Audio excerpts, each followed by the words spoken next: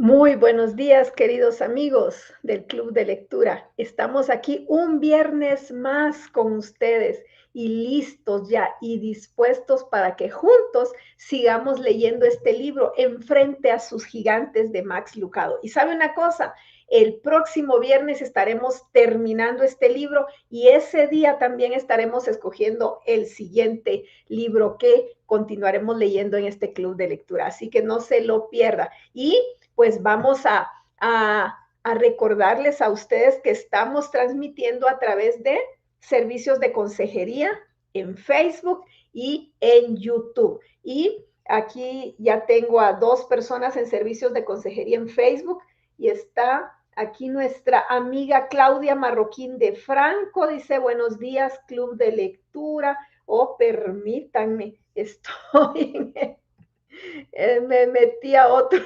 lugar. Así que ahorita déjenme que encuentre aquí el de hoy. No lo encuentro, no lo encuentro.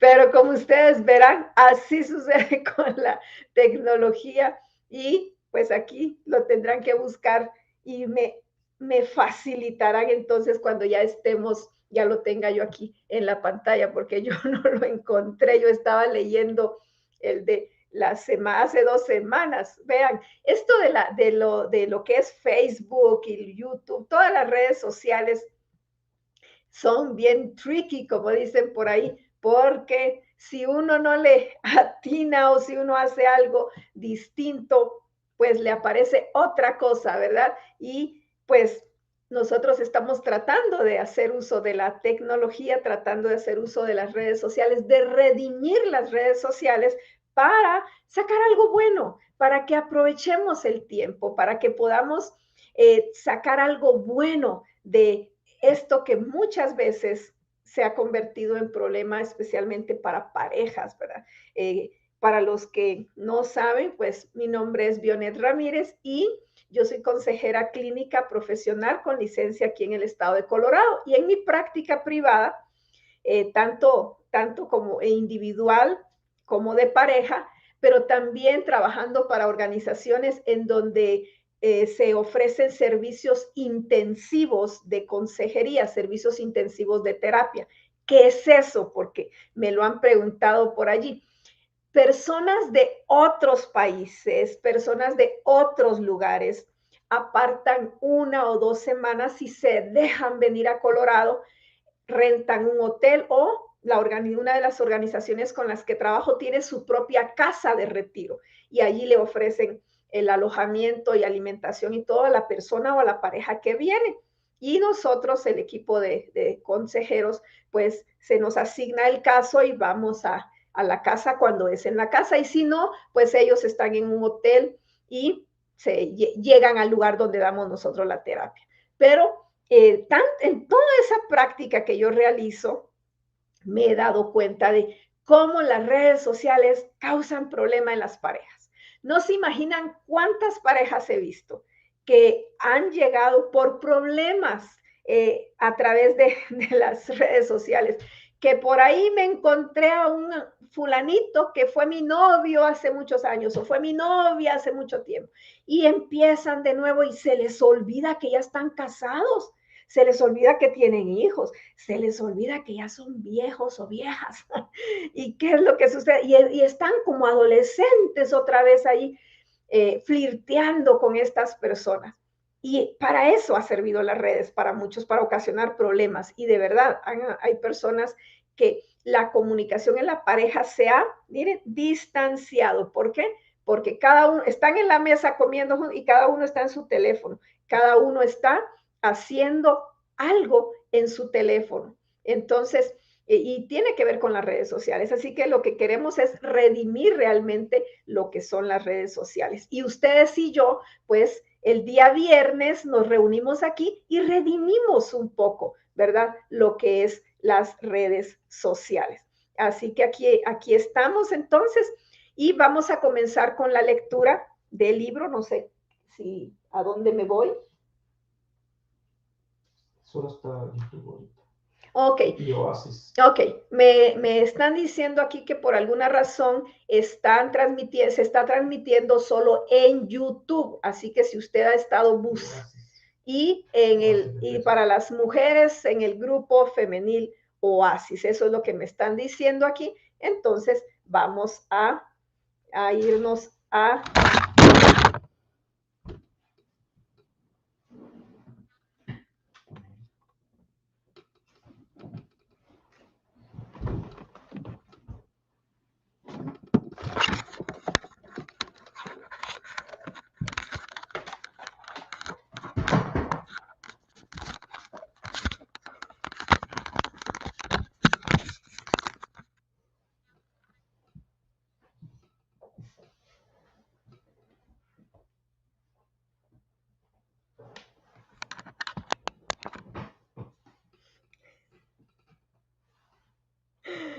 Aquí, para que veamos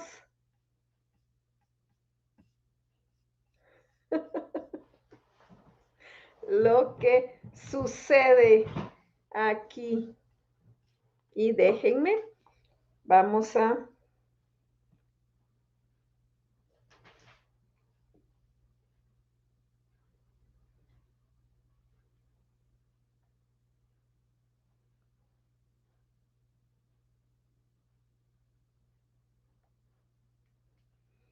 Aquí está. Aquí estamos. Entonces, ya, vamos a comenzar con la lectura del capítulo. Ya vieron ustedes que les estaba diciendo todo lo que pasa con las redes sociales y ya vieron lo que sucede también con la tecnología, ¿verdad? Que se le cae todo el equipo aquí a la gente que se nos pasó todo. Así que vamos a comenzar con la lectura, aprovechemos el tiempo y el capítulo para hoy es el 17 del libro Enfrente a sus gigantes y este capítulo se llama Asuntos de Familia. Yo sé que va a ser muy bueno, va a estar bueno esto y tiene mucho que ver con lo que estamos hablando, asuntos de familia. Así que vamos entonces, y como decía Paola, esto es parte de hacerlo en vivo. Ya ustedes saben, cuando no hay ningún errorcito es porque lo dejamos grabado, pero el día de hoy estamos haciéndolo en vivo, completamente en vivo. Al terminar la transmisión, nosotros estamos saliendo para el aeropuerto y también todas esas cosas que tenemos que dejar listas, yo creo que nos tienen ahí, ¿verdad? Pero vamos a hacerlo en vivo. Entonces, y vamos a continuar con la lectura. Y el capítulo Asuntos de Familia. Oiga lo que dice el autor. David parece más viejo que sus 60 y tantos años. Sus hombros caen, su cabeza pende, arrastra los pies como un anciano y lucha para ubicar un pie delante del otro. Con frecuencia hace pausas debido a que la colina es empinada, debido a que necesita llorar. Este es el sendero más largo que hay alguna vez caminado, más largo que el del riachuelo hasta Goliat, más largo que el ventoso tránsito de fugitivo a rey o el paso de la culpabilidad de la condena a la confesión. En esos senderos, en algunos empinados giros, se avanza muy trabajosamente, pero no es nada comparado con el ascenso al Monte de los Olivos. David, por su parte, subió al Monte de los Olivos llorando, con la cabeza cubierta y los pies descalzos. También todos los que lo acompañaban se cubrieron la cabeza y subieron llorando. Así lo dice segundo libro de Samuel, el capítulo 15 y verso 30. Observe cuidadosamente y encontrará la causa de las lágrimas de David. No usa corona, no tiene hogar. Su hijo Absalón tomó Jerusalén por la fuerza. Esas murallas que se alzan a su espalda pertenecen a la ciudad de Jerusalén. Huye de la capital que fundó.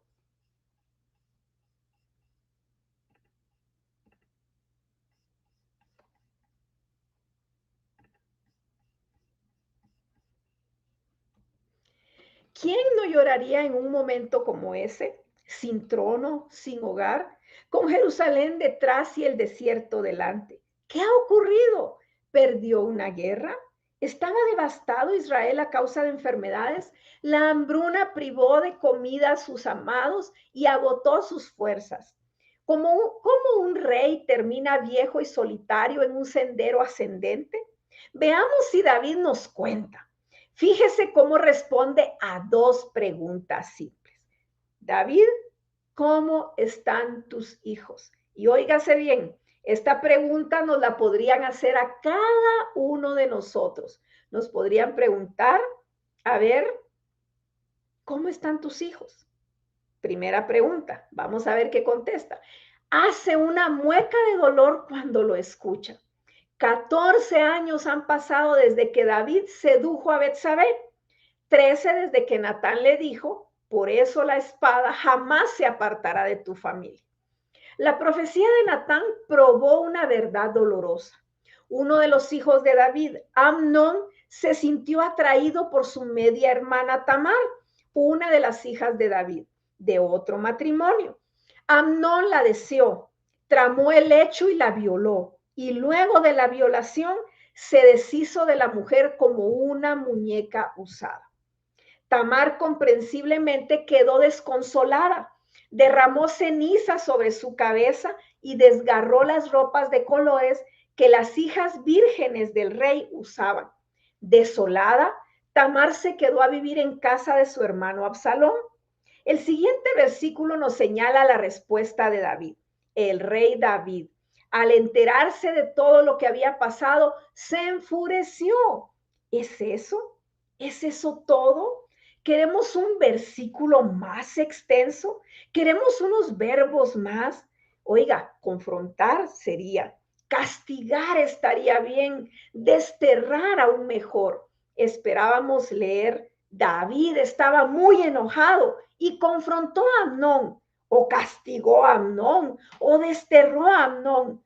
Pero ¿qué le hizo David a Amnón? Eso era lo que ustedes y yo hubiéramos querido escuchar, ¿verdad? Pero ¿qué fue lo que hizo David? ¿Y sabe qué fue? Una palabrita de 4 letras, 4 letras. Y a ver si usted ahí en los comentarios, usted que está viendo en este momento, una palabra de 4 letras, ¿qué fue lo que hizo David? ¿Cuál creen ustedes que sería esa palabra? ¿Cuál creen que sería la palabra que describiría lo que David hizo cuando se dio cuenta de su hijo que sedujo a su hermana? ¿Qué creen ustedes que sería? ¿Qué creen?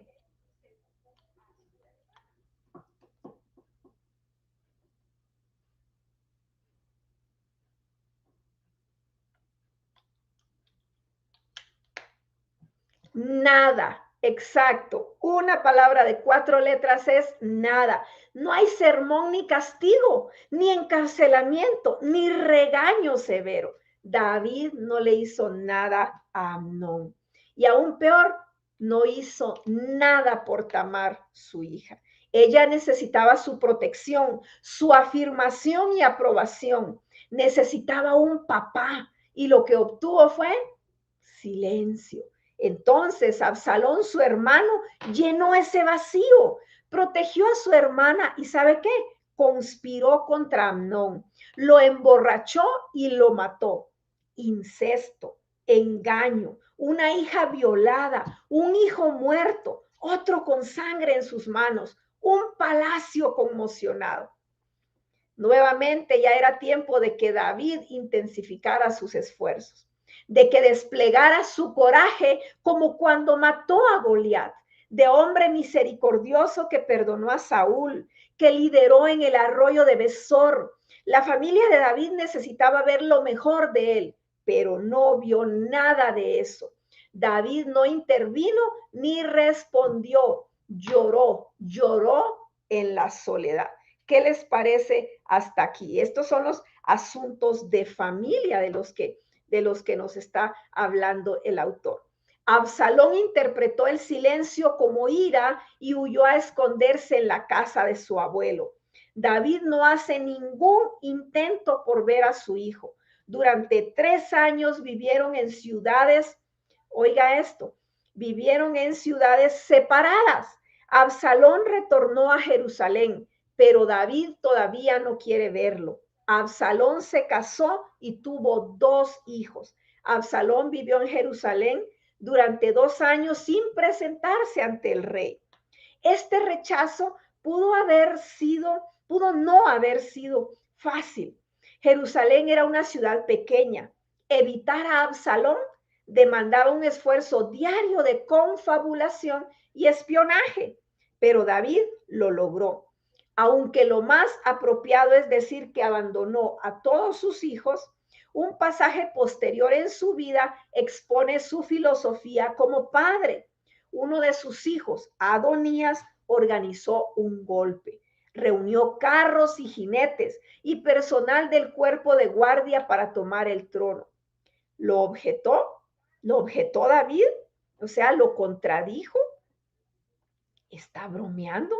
Nunca lo había contrariado, ni le había pedido cuentas de lo que hacía. David, el Homero Simpson de los padres bíblicos, oiga esto, qué comparación la que hace aquí el autor a David, ¿verdad? Lo compara con Homero Simpson. Él dice que es el padre de los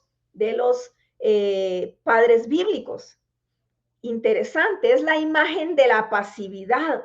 Cuando preguntamos sobre sus hijos, él solo gruñe y cuando le hacemos la segunda de las preguntas, su cara se vuelve pálida. Dice, oiga, ¿cuántas familias se identificarían con esto que acaba de responder el autor a la pregunta de David, ¿cómo están tus hijos?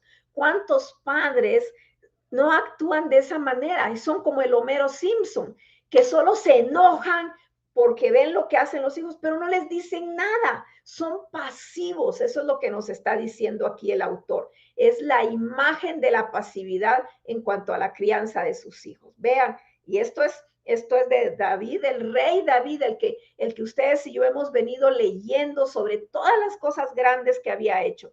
Pero aquí vemos a un David que en su papel de padre es un hombre pasivo, un hombre que no hace nada, que no responde de la manera apropiada y que lo único que hace es gruñir. Pero ¿y de qué sirve eso?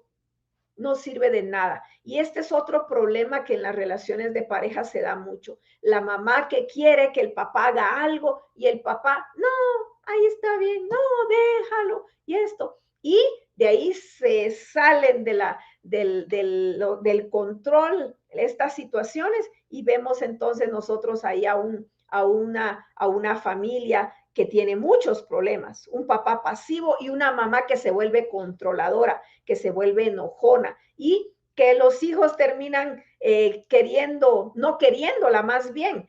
Y la mamá dice, yo soy la mala de la película. ¿Por qué? Porque él no actúa y yo tengo que ver qué hacer, dice. Entonces, esto es la imagen de la pasividad. Esa fue la primera pregunta que respondió David. ¿Cómo están tus hijos? Pero la segunda pregunta es, ¿cómo está tu matrimonio? Y vamos a ver qué contesta. Y dice aquí, comenzamos a sospechar problemas en el segundo libro de Samuel y capítulo 3. Lo que parece una aburrida genealogía es en realidad un desfile de banderas rojas. Mientras estuvo en Hebrón, David tuvo los siguientes hijos. Su primogénito fue Amnón, hijo de Ahinoam, la Jezreíta. El segundo, Kileab, hijo de Abigail, viuda de Nabal de Carmel.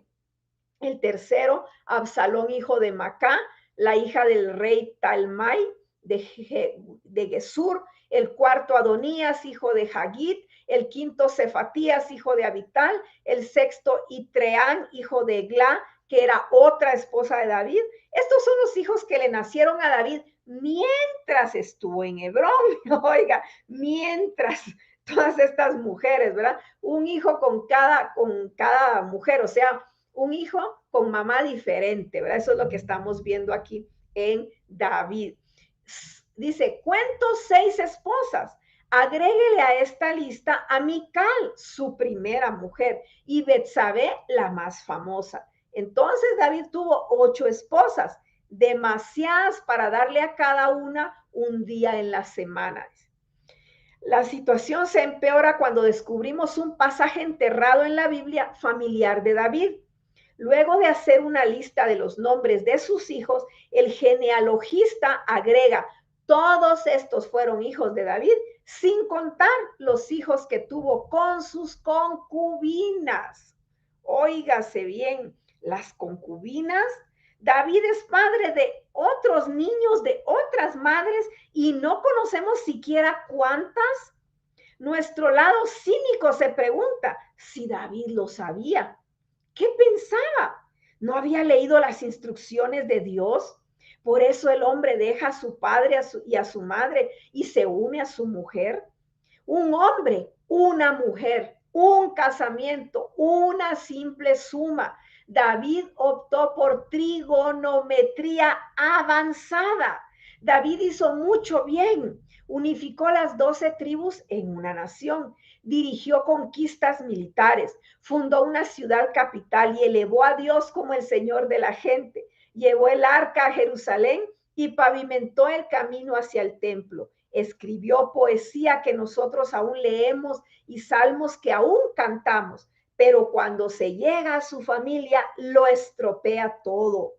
Su fracaso más grande es estar ausente de ella. Seducir a Betsabé fue un inexcusable pero explicable acto de pasión. Matar a Urías fue un despiadado y aún predecible acto de un corazón desesperado.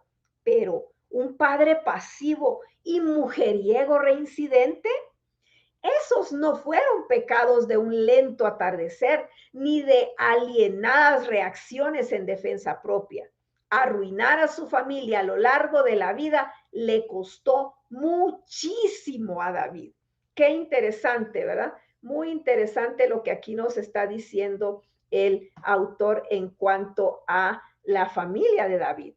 Algunos años atrás, un joven esposo vino a verme, dice el señor Lucado, orgulloso de que tenía una esposa en casa y una amante en un departamento. ¡Wow! Oiga, hay que felicitarlos, eso era lo que quería. Utilizaba la infidelidad de David para justificar la propia e incluso me dijo que estaba considerando la poligamia.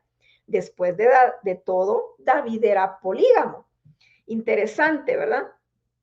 Y aquí vemos, dice, la respuesta correcta a esa insensatez es lea el resto de la historia. ¿Recuerda a Absalón?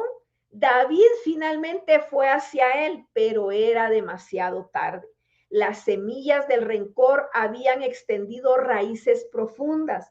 Absalón resolvió derrocar a su padre, reclutó al ejército de David y organizó un golpe de estado. Su toma del poder significó la caminata más triste de David fuera de Jerusalén, en lo alto del Monte de los Olivos, en el desierto, sin corona, sin ciudad, solo un corazón entristecido. Oiga eso, solo un corazón entristecido. Solitario, un hombre viejo. David, por su parte, dice el segundo de Samuel, subió al monte de los olivos llorando, con la cabeza cubierta y los pies descalzos. Los leales finalmente alcanzaron a Absalón. Cuando trataba de escapar a caballo, su largo y rubio cabello se enredó en un árbol y los soldados lo mataron con una lanza. Cuando David supo la noticia, quedó destrozado. Ay, Absalón, hijo mío, Absalón, hijo mío, ojalá hubiera muerto yo en tu lugar. Ay, Absalón, hijo mío, hijo mío. Tal vez usted ha leído ese pasaje en el segundo libro de Samuel, lo triste cuando murió Absalón, ¿verdad? Lágrimas tardías. David triunfó en todas partes, excepto en su hogar. Y si usted no triunfa en su hogar, ¿no es exitoso? David podría haberse beneficiado del consejo del apóstol Pablo en Efesios 6:4. Y ustedes, padres, no hagan enojar a sus hijos, sino críenlos según la disciplina e instrucción del Señor. ¿Cómo nos explicamos el desastroso hogar de David? ¿Cómo nos explicamos el silencio de David? respecto de su familia. No hay salmos escritos sobre sus hijos, seguramente de todas sus esposas. Una fue digna de un soneto o una canción, pero nunca habla de ellas. Aparte de la oración que ofreció por el hijo de Betsabé, nunca ora por su familia, ora por los filisteos, por sus guerreros. Ofreció ruegos por Jonatán, su amigo, y por Saúl, su principal rival. Pero en lo que concierne a su familia, es como que nunca existió. Estaba muy ocupado como para darse cuenta, quizá. Tenía una ciudad para establecerse y un reinado que construir. Era demasiado importante como para cuidar de ellos. Deja a las mujeres criar a los niños. Yo conduciré la nación. ¿Era demasiado culpable como para dirigirlos? Después de todo, ¿cómo podía David, que había seducido a Betsabé e intoxicado y matado a Urías, corregir a sus hijos cuando violaron y mataron? Oiga, demasiado ocupado, demasiado importante, demasiado culpable. Y ahora es demasiado tarde. Existe una docena de demasiados tardes, pero no es demasiado tarde para usted, mi querido amigo. Su hogar es un privilegio del tamaño de un gigante, su altísima prioridad. No cometa el trágico error de David. ¿Cómo respondería a las preguntas que le hacemos a David? ¿Cómo está su matrimonio? Y esta es una pregunta para todos nosotros. ¿Cómo está mi matrimonio? Pregúntese usted mismo, ¿cómo está? ¿Cómo podría usted describir su matrimonio? Y yo no le voy a pedir de que escriba en los comentarios porque sé que es algo muy privado, pero sí le puedo pedir que piense, que se responda a usted mismo, porque esto le va a dar a usted un indicativo de dónde está usted, cómo anda usted en su vida, dónde está su matrimonio, cómo está su matrimonio, cómo están sus hijos si los tuviera, si no los tiene y tiene pareja, cómo está su matrimonio. Considérelo como su violonchelo testore, dice, finamente construido, un instrumento pocas veces visto que ha alcanzado la categoría de raro y está rápidamente ganando la condición de los sin precio. Pocos músicos tienen el privilegio de tocar un testore, más aún pocos poseen uno. Casualmente conozco a un hombre que tiene uno. Me lo prestó una vez para un sermón. Para ilustrar la frágil santidad del matrimonio, le pedí ubicar el instrumento que tenía cerca de 300 años. Oiga esto, cerca de 300 años tenía este instrumento. Dice. Sobre el escenario, y le pedí que lo pusiera sobre el escenario y expliqué lo valioso que es para la iglesia. ¿Cómo cree que traté la reliquia? Nos pregunta el autor. ¿Que la giré, la puse hacia abajo y que toqué sus cuerdas? De ninguna manera. El violonchelo era demasiado valioso para mis torpes dedos. Además, su propietario me lo había prestado. No me atrevía a deshonrar su tesoro. El día de su boda, Dios le prestó su trabajo artístico, complicadamente manufacturado, una obra maestra formada con precisión, y se lo encargó a usted como una creación única para que la valore, la honre. Fue bendecido con un testore. ¿Por qué perder el tiempo con alguien más? David falló en eso. Coleccionó esposas como trofeos. Vio en las esposas un medio para su placer, no como parte del plan de Dios. No cometa usted el mismo error. Sea ferozmente leal a su esposa. Ferozmente leal, escuche eso, ferozmente leal. Ni siquiera mire dos veces a otra persona. No coquetee, no provoque. No merodee su escritorio ni se demore en su oficina. ¿A quién le preocupa si parece tener una actitud mojigata o maleducada? Usted hizo una promesa, manténgala y mientras lo hace, alimente al niño que Dios da. Oiga, aquí el autor se enfoca mucho en el hombre, ¿verdad? El hombre se dirige que mantenga su promesa, que sea ferozmente leal. Pero aquí también yo creo que a nosotras las mujeres también nos cae esto, porque antes pues eran más los varones los que eran infieles, pero lamentablemente las estadísticas en la actualidad dicen que tanto las mujeres como los varones cometen infidelidad y las estadísticas casi van a la par, hombres como mujeres. Así que aquí es parejito para todos. Entonces, a todos se nos dice que seamos ferozmente leales. Y ferozmente quiere decir que defendamos con uñas y dientes la lealtad. A eso se refiere. Ahora, escuche esto, y esta es la pregunta que el autor nos hace. ¿Cómo están las cosas con sus hijos? ¿Cómo podría usted responder a eso? ¿Cómo están las cosas con sus hijos? Los silenciosos héroes salpican el paisaje de nuestra ciudad.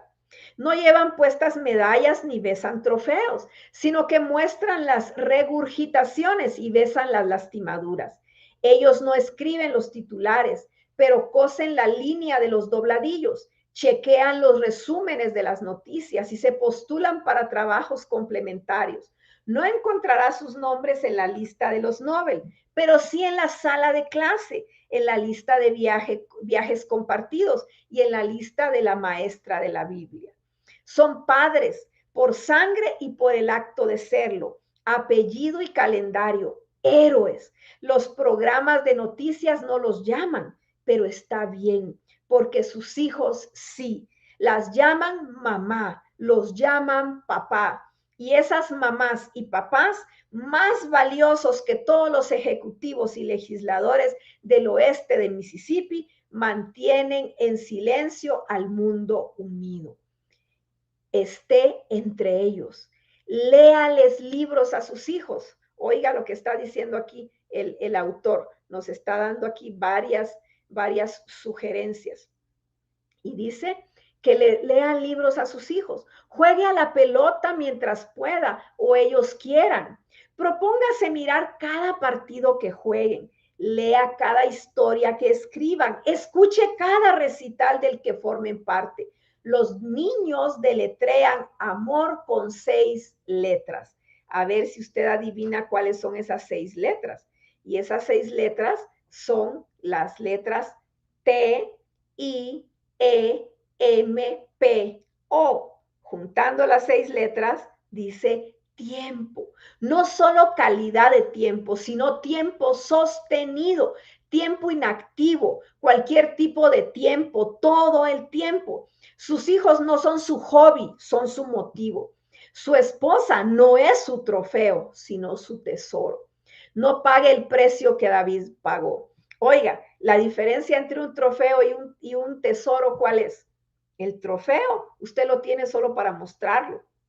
No lo cuida, usted ahí lo tiene puesto, no le dedica tiempo, pero el tesoro usted lo cuida, ¿verdad? Lo cuida y constantemente lo está viendo y está cuidándolo, está tratándolo bien. O sea, el esposo, la esposa deben de ser tratados no como un trofeo para lucirlo, sino como un tesoro. No paguemos el precio que David pagó, nos está diciendo aquí el autor. Podemos acercarnos unos capítulos a sus horas finales para ver el costo final de abandonar a su familia. Mire el modo en que nuestro héroe muere. David está a horas de su tumba. Un frío se instaló en esas sábanas y no lo pueden sacar.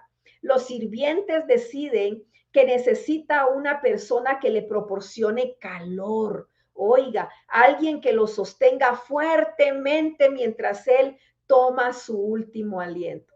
Cuando llegamos a viejitos, ¿verdad? Que necesitamos a alguien que nos acompañe, que esté ahí, oiga, así como David, hasta para que lo calienten un poquito. Y aquí no es ninguna connotación sexual, es que realmente las personas mayores, díganme si no es cierto, sufren de frío, ¿verdad? Sufren de mucho frío. Y por eso es de que aquí entonces se nos menciona que él necesitaba a una persona que lo calentara cuando ya era un viejito. Así que esto es bien importante que nosotros lo tomemos en cuenta, porque el autor nos está llevando al punto de pensar que si no atesoramos, si no valoramos a nuestro cónyuge en el tiempo del matrimonio, y vea, terminamos y uno por un lado y otro por otro lado, cuando seamos viejitos, cuando sea usted viejito, usted va a necesitar a alguien y no va a tener a esa persona allí que le acompañe. Muy interesante esta reflexión, ¿no les parece? Aquí nos está diciendo él que ese frío que tenía el viejito se instaló en sus sábanas y no dice que no podían sacar ese frío. Así que todos los sirvientes se reúnen y deciden que necesitan a una persona que le proporcione calor. Recuérdese que en aquel tiempo no habían los ponchitos eléctricos que hay ahora, ¿verdad? Y vea, dice, alguien no solo que lo caliente, que lo sostenga fuertemente mientras él toma su último aliento. O sea, que esté ahí con él cuando está muriendo. Eso es lo que está diciendo, que no muera solo. ¿Van por una de sus esposas? No, no fueron por ninguna de sus esposas. ¿Llaman a alguno de sus hijos? No. Así que fueron por todo Israel en busca de una muchacha hermosa. Se dedicó a cuidar y a servir al rey, aunque el rey nunca tuvo relaciones sexuales con ella. Así lo dice el primer libro de Reyes, capítulo 1. Oiga, qué triste haber tenido tantas mujeres y tantos hijos y no poder ir a llamar a una de las esposas y a uno de los hijos. Seguramente había mucho resentimiento, seguramente habían muchas situaciones no resueltas entre padre e hijos, y por eso deciden los sirvientes, no, ninguno de sus hijos va a querer venir. ¿Quién va a querer venir? Él no les dedicó tiempo cuando eran niños, ¿cómo ellos van a querer dedicarle tiempo ahora que son viejitos?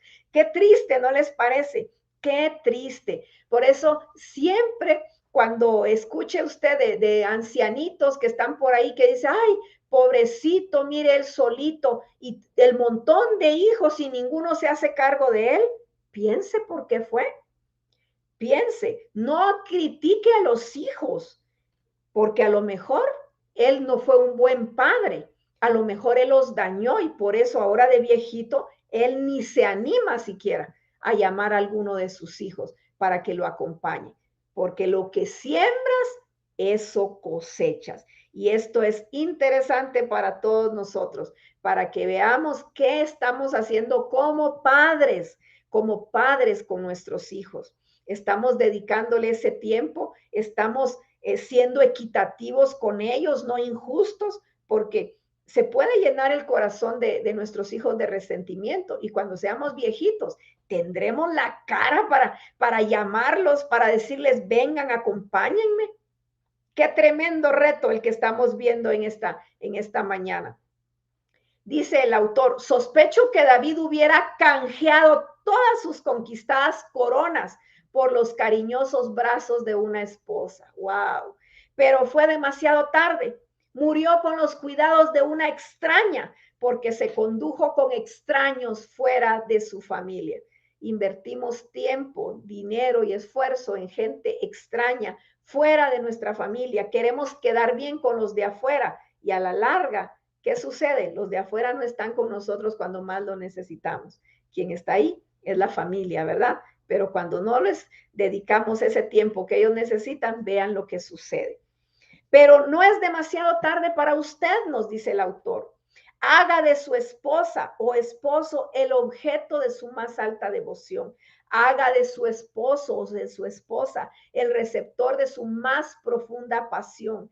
Ame al que use su anillo y quiera al niño que comparte su apellido.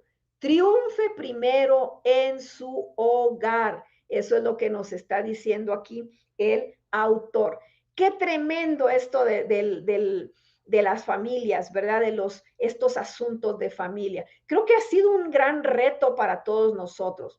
Cuando escuchamos hablar de la situación con los hijos, esas peleas entre los hijos y que los padres no hagan nada, o esos problemas que se dan con los hijos y el padre es un hombre pasivo y la mamá, porque él es pasivo, la mamá se convierte en la líder del hogar y por ser líder, querer tomar el papel del esposo pasivo, se convierte en una mujer controladora, una mujer que quiere tener todo bajo control. incluso al esposo. ¿Y qué sucede? La ven como la mala de la película. Eso lo escucho muy seguido yo en clínica. Mamás que se quejan, yo soy la mala de la película, pero lo que sucede es que mi esposo no hace nada, es un hombre pasivo. Y qué terrible, porque vean lo que sucede cuando hay pasividad en el hogar, cuando se ve que los hijos están haciendo o dejando de hacer algo y no se les dice nada. Y eso pasó con David, un David que miraba a sus hijos hacer cosas aún pecaminosas y aún ilegales, porque óigame, el hecho de que uno de sus hijos violara a una de sus hijas y no hizo nada, ni le llamó la atención ni siquiera apoyó a la hija. Esas situaciones se dan, aunque usted no lo crea, se dan en este tiempo. Incluso vemos también mamás que pueden actuar pasivas, hijas que llegan con su mamá y le dicen, mira, tu esposo, porque a veces es el padrastro, tu esposo me está tocando inapropiadamente, tu esposo me está haciendo algo indebido y la mamá no hace nada, porque ahí es que si le digo algo, me va a dejar, me va a abandonar. ¿Y quién nos va a proveer?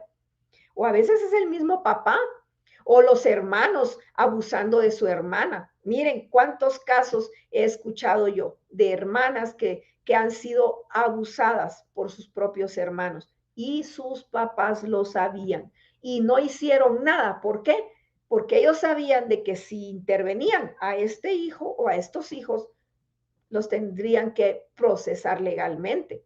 Pero qué vergüenza, cómo van a, se quedan, miren, en el silencio. Y eso es pasividad también. Y vemos el resultado de la pasividad. No es buena la pasividad, pero también vemos no solo la relación con los hijos, cómo están tus hijos, que era la que nos preguntaba el autor a nosotros, que respondiéramos esas dos preguntas. Y la primera es, ¿cómo están nuestros hijos? ¿Cómo están tus hijos, querido amigo del club de lectura? ¿Cómo puedes tú responder a eso? Pueda que sean pequeños o sean grandes, pequeños berrinchosos, malcriados, manipuladores. ¿Cómo están tus hijos? ¿Qué hacen tus hijos? O te dicen otras personas, mira, corrige a tu hijo y tú no lo quieres hacer. Todos ven que tu hijo está teniendo problemas de conducta y solo tú no lo quieres aceptar. ¿Cómo están tus hijos? Realmente respóndete esa pregunta, porque si están pequeños estás a tiempo para poderlos corregir y evitar los problemas que te podrían traer en la adolescencia. Si tus hijos están adolescentes, estás a tiempo para buscar ayuda. Si tú no puedes solo, no puedes sola con tus hijos, busca ayuda, búscala, pero no dejes que tus hijos se queden así, porque te van a traer consecuencias a tu vida que te van a doler muchísimo, muchísimo. ¿Cuántas familias están viendo señales, esas banderitas rojas en los muchachos? No les prestan atención y después empiezan a cortarse los chicos, a intentar suicidarse. Esas son alertas. Hay que hacer algo, mis queridos amigos del Club de Lectura. No nos quedemos así, no nos quedemos así. Es importante que hagamos algo. Esa es la primera pregunta. Y la segunda es, ¿cómo está tu relación de pareja? ¿Cómo está tu matrimonio? ¿Cómo puedes tú responder a eso? ¿Cómo está? ¿Estás teniendo una relación cercana, una relación o una relación en la que solo están juntos por los hijos? Y eso es injusto también, porque a veces utilizamos como justificación estar al lado, estar en ese matrimonio, quedarme en ese matrimonio por mis hijos, para que mis hijos no sufran de una separación o de un divorcio. Pero sabes una cosa, a veces sufren menos los hijos cuando están separados los padres, porque separados ya no los van a estar viendo pelearse todo el tiempo. Pero si están ahí juntos, peleándose como perros y gatos, mentira que es por los hijos. Eso no es cierto. Es mejor hacer algo por rescatar esa relación, buscar ayuda si no se puede solos. Ya probamos, no nos entendemos, no podemos hablar, ya no podemos hablarnos calmadamente. Entonces, busquemos ayuda, busquemos un moderador que esté allí y que nos oriente, que nos diga cuál es el problema. Porque cómo está tu matrimonio refleja cómo estás tú. Tu matrimonio es una extensión de ti mismo, de ti misma. Y recuerda que el matrimonio, como estamos ahorita, es temporal. Y aquí nos ponían el ejemplo de cuando ya es anciano David, no tenía nadie al lado de él. Qué triste debe ser, ¿verdad? Morir así, solo, o que los hijos estén peleando. Óigame, no quieren cuidar a los papás y ahí están peleándose por quién cuida. ¿Por qué será que no quieren? Porque cuando los papás han sido buenos con los hijos, han cumplido su función con ellos, los hijos no necesitan que les estén diciendo qué hacer con sus padres. Así que es tiempo de reflexión para todos nosotros, para que no estemos más adelante quejándonos y proclamando ahí que sí, que los hijos, miren que el pobre viejito, la pobre viejita sola. Preguntémonos, ¿cómo fue ese viejito? ¿Cómo fue esa viejita? Y aun cuando haya sido malo, recuérdense lo que dice la Biblia, honrar a los padres, ¿verdad? Porque eso trae bendición. Y a veces ese honrar va a ser un sacrificio, va a ser difícil, porque hay padres que seguramente no fueron buenos, pero aún así hay que honrarlos. Hay que honrarlos. Y hay muchas formas de honrarlos. Si me hacen daño, puedo poner límites. Aún así puedo honrar. Aún así yo puedo honrar a los padres y tal vez necesite poner límites. Cada caso es muy particular, pero el punto es analizarnos nosotros en este día cómo está nuestra relación de matrimonio, cómo estamos nosotros. ¿Para qué? Porque eso que estamos haciendo es una siembra que va a dar su fruto tarde o temprano. Es un pensamiento mágico creer que voy a sembrar manzanas y voy a cosechar naranjas. No es así, señores, no es así. Si yo estoy sembrando una mala relación con mi pareja, lo que voy a cosechar no va a ser una vejez de una amistad donde vamos a estar juntos y envejecer juntos. No es cierto. Es un infierno el que he estado construyendo y necesito cambiar esas actitudes, esas conductas para entonces poder cosechar una buena relación y que no el matrimonio se termine cuando se fueron los hijos, porque eso es otra situación, ¿verdad? Las estadísticas dicen de que los matrimonios se terminan en varias épocas de la vida, pero una de ellas es cuando los hijos se van. Ya no hay razón para seguir juntos. Entonces es importante que analicemos cómo está nuestro matrimonio. Interesante las dos preguntas que nos hace el día de hoy el autor, ¿verdad? ¿Cómo están tus hijos? ¿Cómo está tu matrimonio? Buenas preguntas para reflexionar este fin de semana, mis queridos amigos. Y pues aquí terminamos el capítulo de hoy, el 17. No nos dio tiempo de leer el 18. El 18, este 17 estaba larguito. La próxima semana leeremos el 18 que se llama Esperanzas destrozadas. Así que si usted conoce a alguien que necesite ánimo, este capítulo va a ser de mucho ánimo para esa persona. Esperanzas destrozadas. Y aquí yo solo tengo aquí a la mano el grupo Oasis, grupo femenil Oasis, y aquí tengo varias personas que están conectadas y saludando. Tenemos aquí a Cari Maite, Karina, saludos Karina, Lilia Ramírez también, Mari Villatoro, Paola Orellana, Yuri Flores. Gracias por acompañarnos en esta mañana. Lo otro que se estuvo transmitiendo fue en YouTube. Si alguien no lo pudo ver, pues allá en YouTube va a estar en la grabación de este capítulo, para que no nos quedemos atrás con la lectura de este capítulo y que podamos terminar y leer todo el libro. Así que la próxima semana estaremos dando finalización a este libro. Les recuerdo, el siguiente viernes a las 9 de la mañana, hora de Centroamérica, hora de Colorado. También los días lunes a las 9 de la noche estamos siempre a través de servicios de consejería en YouTube y en Facebook. Y Estamos con el segmento de autoestima, hablando también de cómo ayudar a nuestros hijos, de qué hacer para poderlos fortalecer en su valía personal y que ellos no cometan los mismos errores que nosotros cometimos. Nos hemos estado poniendo la mascarilla de oxígeno para poder entonces ayudarlos a ellos. ¿Qué quiere decir eso de la mascarilla? Se preguntará. Bueno, en ese segmento he explicado. Es cuando vamos en el avión, la azafata nos dice que si en dado caso de problemas, de turbulencia, de que pase algo, que hay una mascarilla arriba y nos dice, no se las ponga a los niños, porque eso es lo que queremos como padres hacer, ayudarlos a ellos.